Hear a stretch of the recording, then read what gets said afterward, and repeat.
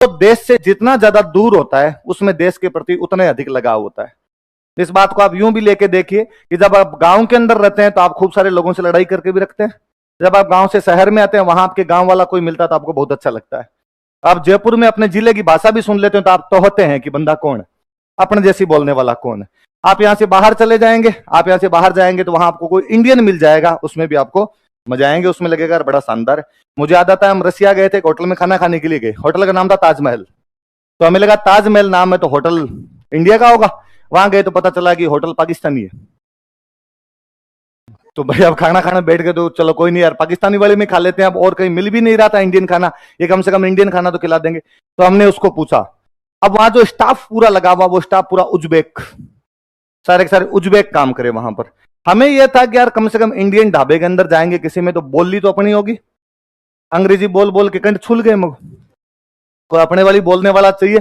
पाकिस्तान वाला पता चला तो पाकिस्तान वालों को हिंदी तो आती है, कम से कम ये बोल लेंगे। वहां एक भी स्टाफ में पाकिस्तानी नहीं, सारा का सारा स्टाफ उज्बेक। हम उससे लड़ लिए मैनेजर से, हमने कहा नहीं एक आधा तो पाकिस्तानी पक्का होगा, मिलवा हमें आज, हम उससे बात करेंगे, देख हमसे अंग्रेजी नहीं बोली जा रही ज्यादा। तो उसने कहा बांग्लादेशी है, मगर उसको ही लिया, कोई नहीं बेटा नहीं तो पोता सही, कोई तो कोई तो मिले। वो बांग्लादेशी आया, वो कोई लड़का वहां पे एमबीबीएस वगैरह कर रहा था रसिया में, तो पार्ट टाइम जॉब करता था वहां पर होटल के अंदर। अब वो कहे कि मेरे को हिंदी समझ में तो आती है पर बोलनी नहीं आती। मगर तू बांग्ला बोल, हम हिंदी बोलेंगे, समझ तो जाएंगे भाषा कम से कम। तेरे को कम से कम कह तो सकते हैं कि मिर्च ज्यादा ला। इन उज्बेक को कैसे समझाएं कि तड़का बहुत यूं फ्राईदार होना चाहिए, स्पाइसी होना चाहिए, इसकी अंग्रेजी भी तो नहीं आ पा रही है हमें। तो वो बांग्लादेशी, फिर हम वापस पेमेंट करने आए तो हम उन उज्बेक से वापस भिड़े, हमने एक आधा पाकिस्तानी तो होगा उससे तो बात करवाओ।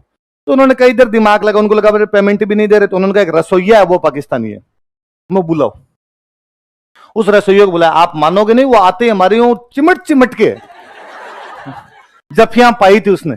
दानिश दानिश नाम करके एक बंदा था, वो भाईजान खुश करता आज, कितने दिन हो गए कम से कम अपने वाली भाषा तो बोलने को मिली, वरना ये अंग्रेजी न तो मैं इनकी समझता हूं ना बोल पाता हूं।